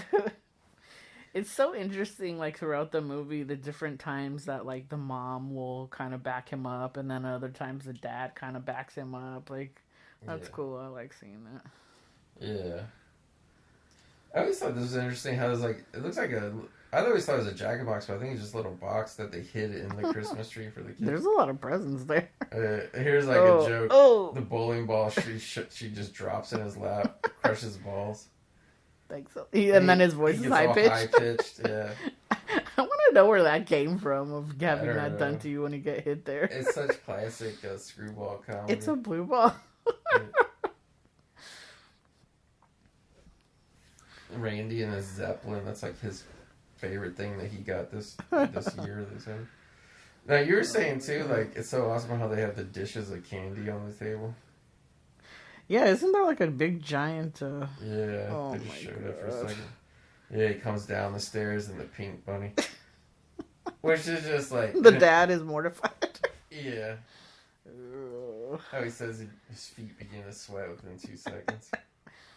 Oh my god. Like, I get it. It's the fun of the movie. It's the spirit of the movie. But I can't believe, like who knows how much people pay to get these things now and wear these. I always thought, too, like, even though it's supposed to be pink bunny with the ears, like, it kind of looks like pig ears on the top, too. Yeah, like they have 2 giant dishes of candy. Yeah, just all chocolate. that chocolate. Yeah. Even Randy's laughing at him. He looks so stupid. He looks like a deranged Easter bunny. Yeah. He does too. What's the pink nightmare? What's funny is that the mom loves it. Are you happy wearing that? Yeah. See, this is like a time where the dad sticks up for him. Yeah. He's like, you want to take it off? Okay, take it off. And they're like, oh, we'll just wear it. That's cool. They got like a really awesome Boris Karloff Frankenstein mask. They got some cool shit. Little Raggedy Andy doll. I had a big one of those as a kid. Got one of those little pinball games. Look at that chocolate. Oh my gosh. Which I haven't eaten all day. We're gonna have to eat right after this, but That's funny. He says, you want a drink? And he says, okay. yeah, they're drinking like brandy or whatever. I mean, again, it's like there is other than seeing bits and pieces of this, because I really legitimately probably watched this 20 or 30 times on cable as a kid when it was like fairly new. This is the moment. That's like, that really like grabs the heartstrings. Yeah, where like he opens all this shit and he's disappointed he didn't get the BB gun. When he asks him like, did you get everything you want? He's like, yeah, I guess. I'm like, oh, maybe next year. And then he pretends like, wait a minute, like, Yeah, it's just so like, and it's just obvious too how the mom's like, what is that over there? What did you put over? Because he tells him like, there's one more present over in the corner there behind the desk. And it's just obvious that the dad got it without telling the mom, and he hid it. Like, it's just so sweet. I love the wrapping on that. Yeah. It's so pretty. Yeah, that red foil wrapping.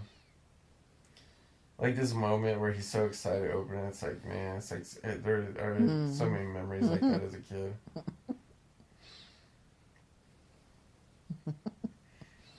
And mom's all worried. That is a really nice BB gun, though, the way the stock is all inscribed, carved.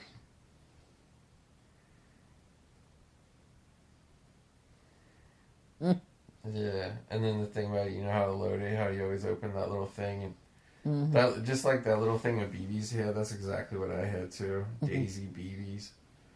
You put them in there. How do they not fall out when you put them in? Yeah, like I don't think they're really showing them right, because it's you mean how they don't like all spill out? Yeah. You just have to do it like super slow. And then the mom is watching him explain it, and she gets it now. Yeah. Which I gotta say, as long as your kid's smart and they don't point it at any people or animals or anything, like, they're really not that dangerous. Honestly. Yeah, but look what happened to him. Well, yeah. But, Look at him. like with mine, I got like Except the packs bump of is his dogs. paper targets, and you just tack them up on trees. You'll be fine. Oh God. Yeah, this is like looks so delicious. They start talking about how the dad is a turkey addict, and like, Oh my God. yeah, he just tears off a tiny piece and eats it. And she's like, "No, go away, go away. It's not done yet. You'll get sick." Yeah, so here he is with the famous BB gun. Everybody's saying he'll shoot your eye out, and that's what he hates. He's got the target up on a tin sign, so his first shot with the gun, what happens? Oh. He hit the target and it bounced back. I shot my eye out. Yeah. You shot your eye out, kid. I think we have a visit from a Christmas skunk. Oh, great. Good thing the movie's almost over and we'll be able to run away, but for the next 10 minutes or so... I thought I started smelling Yeah, something. listeners, we will be suffering through skunk smell. We should say really this whole town is plagued by it, but we live by some wood, so every now and then we'll have a skunk get attacked nearby and shoot off, or get run over in the road. But yeah, man, it's getting real skunky already. Nope. Oh, he got busted trying to Dang, get you the got turkey. so scared. Yeah. That was funny. And then, like, Ralphie would have got away with it if he just would have found his glasses that fell off. And then he crunched them. Instead, he couldn't see and he stepped on them. Oh. Pulverized. So now he's got to think up this whole story about how an icicle came down and hit him because he can't admit what happened with the BB gun. They'll take it away, and obviously too, it's like that shit of like when people tell you stuff when you're a kid you don't want to hear, and then it ends up being true and you just hate it. It's funny because like I thought it was the glasses that magnified his eyes. He's just got really big eyes. Yeah. I whipped up some tears. Yeah, and like the way the mom finds him sitting in the snow crying, it's so sad.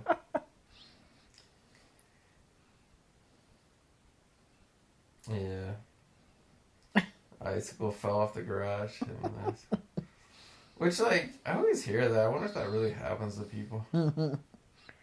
Just read your funnies. It's alright. He said okay. Yeah. I like Randy's just sleeping in the presents. Because I remember when I was a kid, I would get up super early because you'd be so excited. You make your parents get up early. I try to get out of the way, but He has a little bump on his cheek where the BB hit him. Icicles have been known to kill people. Oh, the turkey. This is great how he's creeping up on it. He just wants to slide off. He's like, "What's happening up there?" And she said, "You stay away from that turkey." Bust it again. It's got an hour to cook. You'll get worms. Ugh.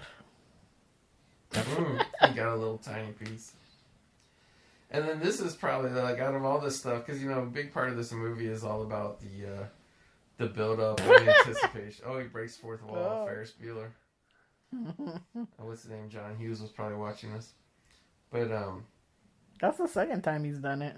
Oh, is it? Because the first time he did it when he was blind. Oh yeah, when he smiled afterwards. But yeah, this is probably everything about this movie is about build up, anticipation, and stuff being like a letdown. I gotta say, like as an adult, this is the thing like I sympathize with the most is that the dad loves the turkey so much, and then all the hillbilly dogs get in the house somehow and go eat the turkey and tear it apart. Oh my god, so horrible. Little turkey. Oh, and like those dogs are rabid. Yeah, the dog's really fighting over that shit.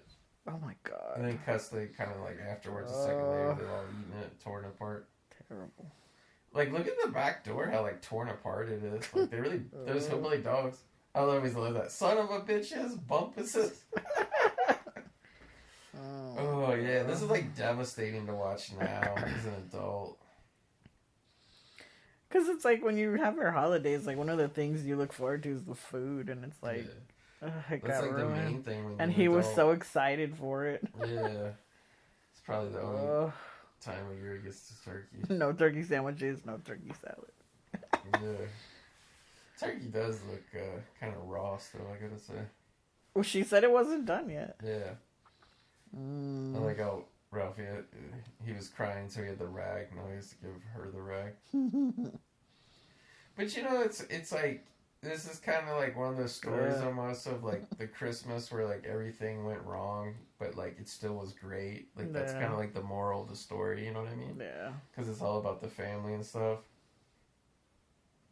And of course, you know, they have no food, so they have to go to part of the movie. the Chinese restaurant, and the guys working at the restaurant singing the Christmas carols, and the guy that works there is trying to tell them, like, no, say it the right way. You're saying, you know, they're singing the thing the wrong way.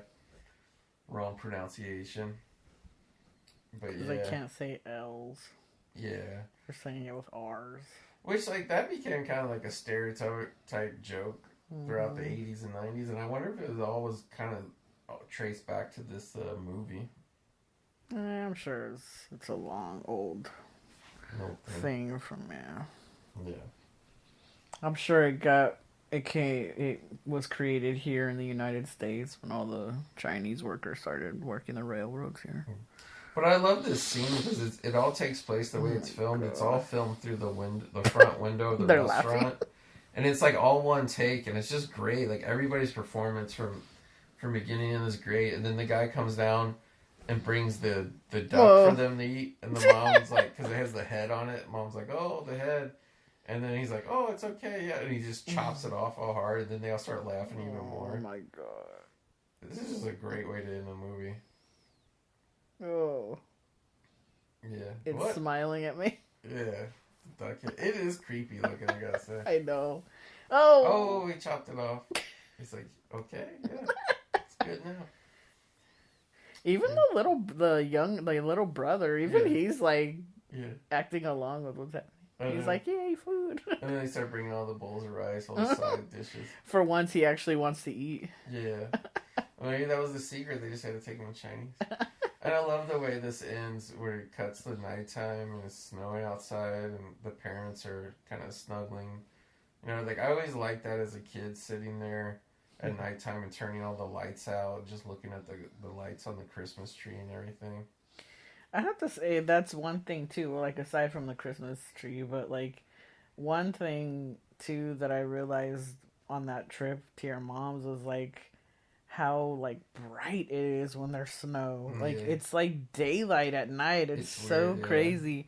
And then when we moved here, like the few times we've gotten snow, it's so crazy how bright it is. It's so like you're in like a planet where like it never turns dark. It's so crazy. I know, because it's all reflecting light.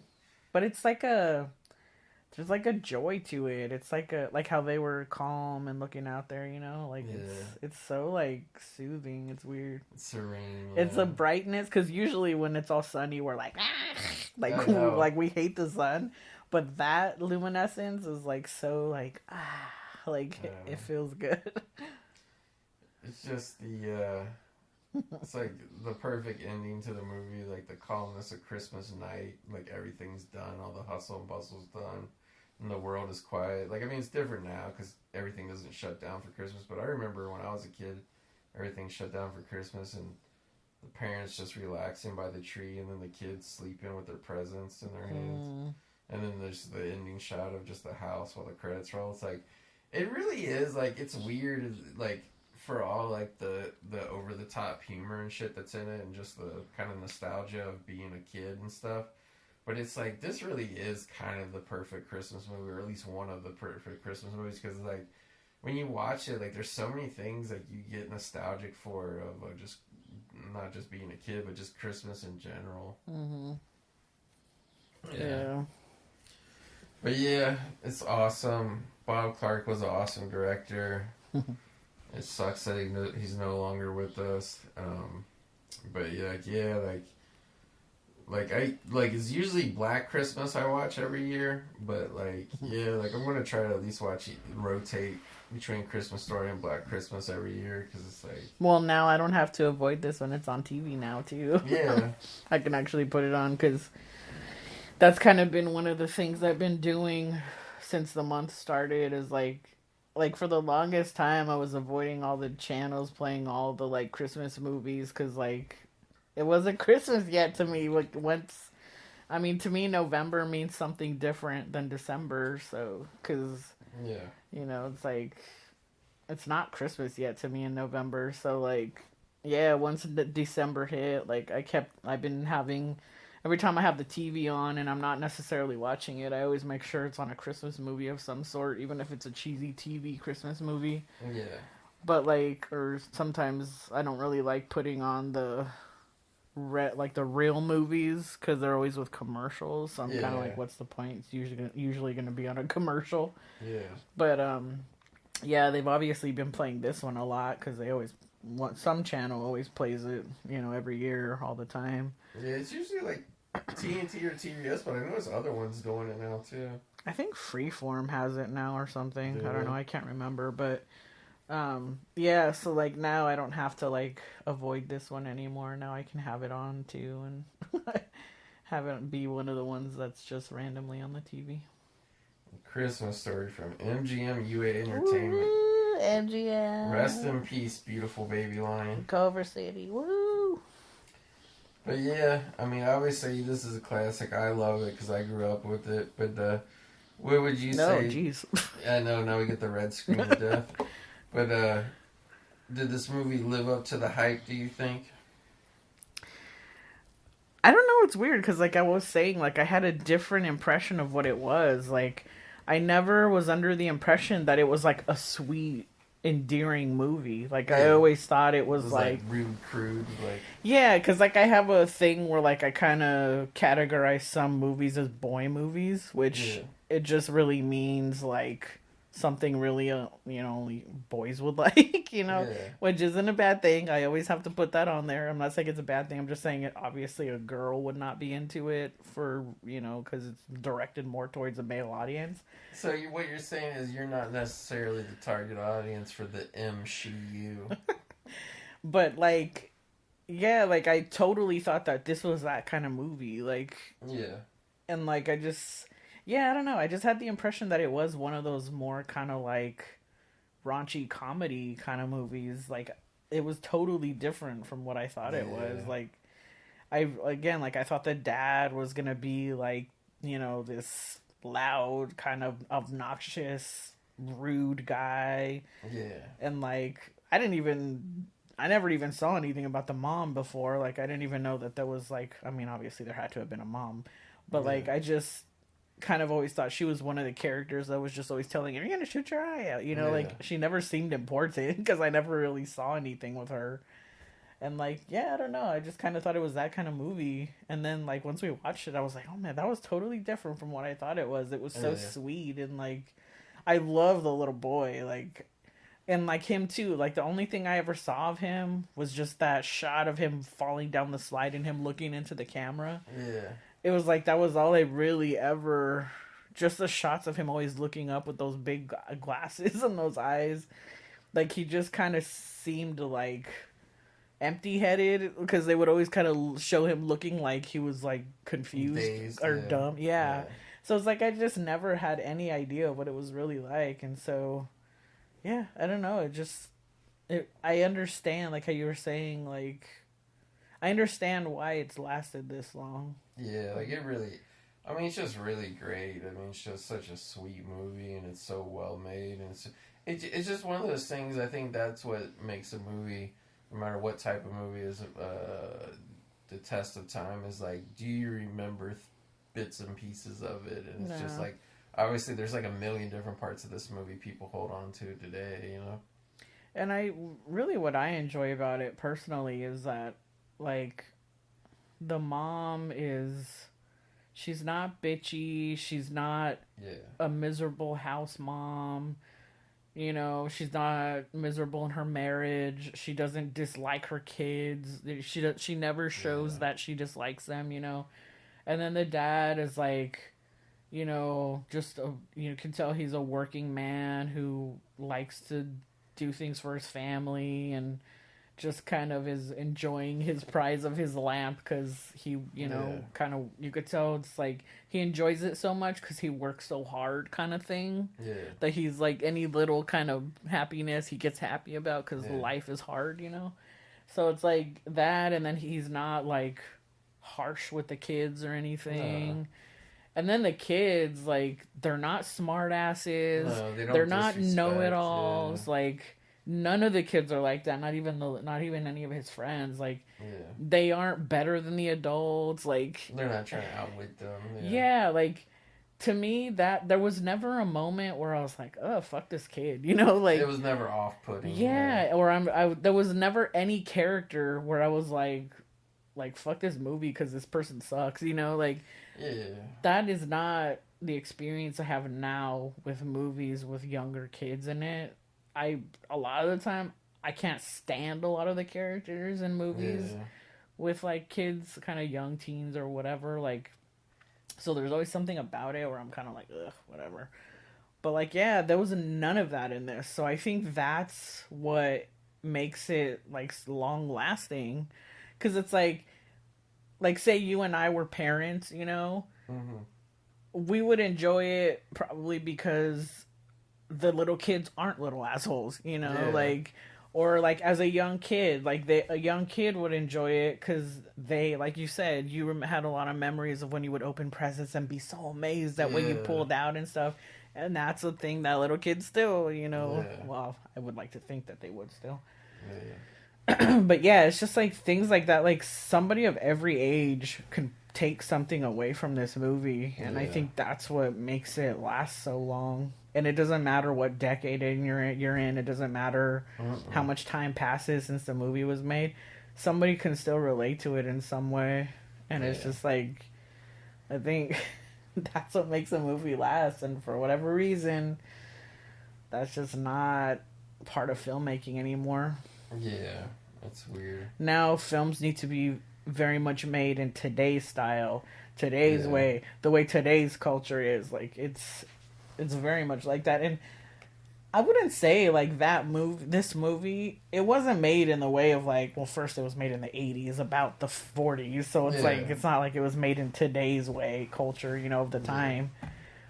But it was very, you know, it was very perfect. Yeah. You know, it wasn't like you were saying, like, oh, she would never be able to get away with that because she would be going to bed with a black eye. You know, probably. Yeah. You know, but I mean, they didn't depict that because they were trying to make a very kind of happy, perfect, you know, movie and situation. So it's like, sometimes you just want that. You just want a movie where everything goes right, you know, like, or you want a movie where maybe it doesn't go right at first, because like he was struggling so hard to like get everybody to accept getting him that gift, and everybody wasn't. And it's like, in the end he did, and it earned that ending, you know. So it's like, to me, it was worth it, like the little struggle that he had of like trying to get that present. But it was like nothing that was like miserable. There was nothing super miserable that happened to him before he got it. It's nice. It's really honestly nice to be able to watch a movie where like every single moment, every single scene, every single whatever is just based around telling a story and entertainment, and there's like no shit about like teaching you a lesson. Yeah. Like we don't need big Hollywood teaching us a lesson. Like, there's like none of that, like looking, like nobody's being looked down upon. It's just like, it just is what it is, you know? And I think I would say, too, there were even parts in it where, like, it was very thoughtful in that even the parents were, like, doing things to consider, like, what the kid was feeling. Because, like, the way the mom tasted the soap, like, she was like, what is it like anyways, you know? Like, so she did it herself, and she was like, oh, you know?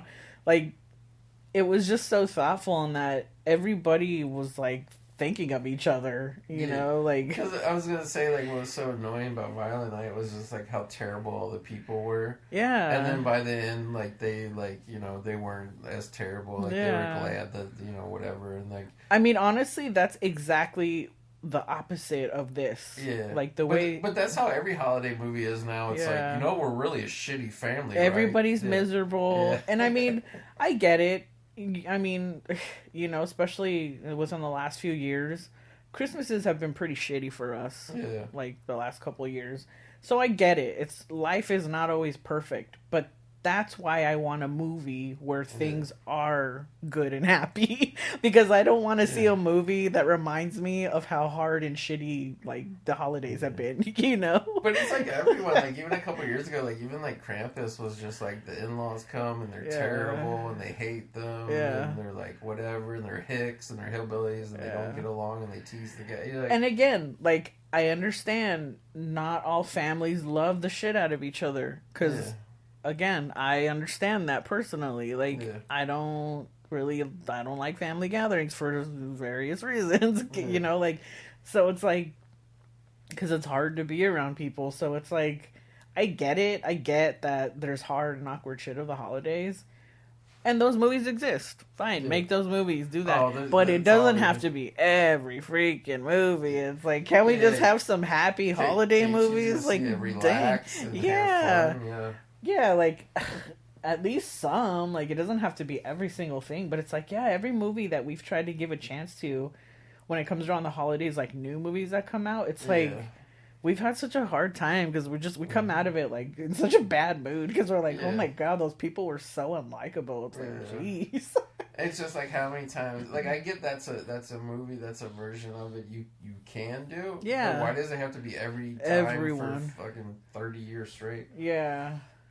But yeah, that's why I love A Christmas Story. It's just, it's so weird. Like, it just kind of dawned on me because it's like, oh, they're always listening to radio. It's like, this movie takes place even at a time before there was even TV.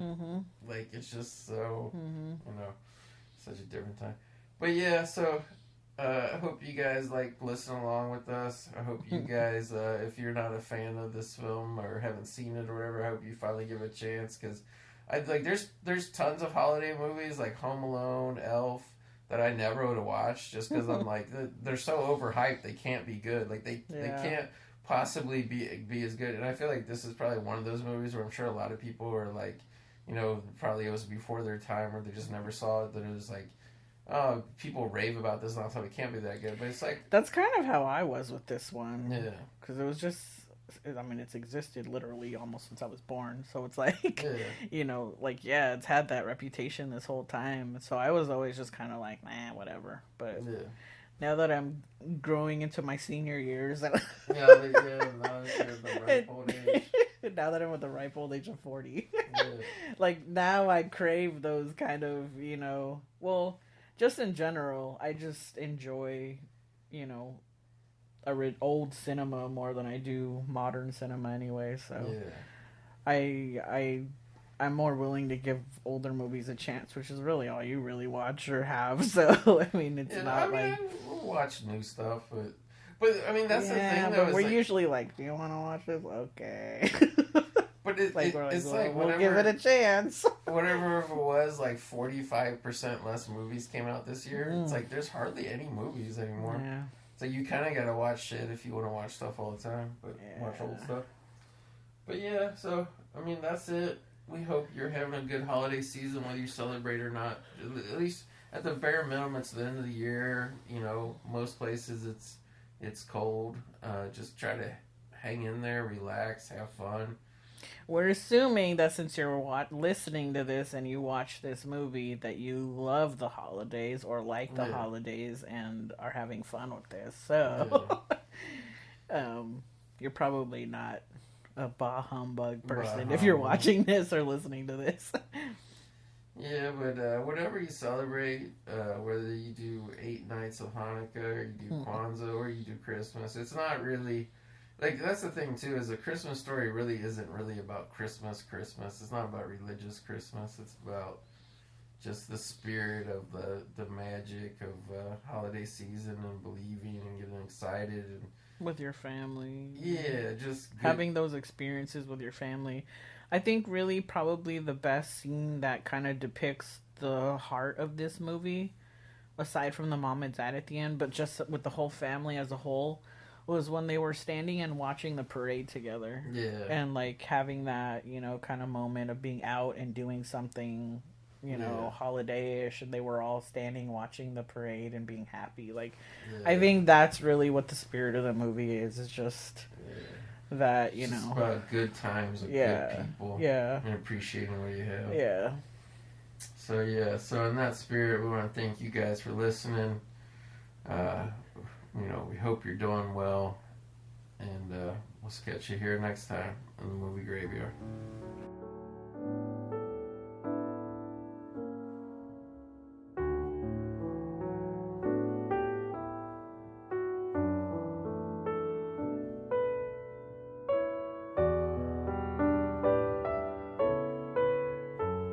You're listening to the Electronic Media Collective Podcast Network. Yeah, it's a mouthful. For more great shows, visit electronicmediacollective.com.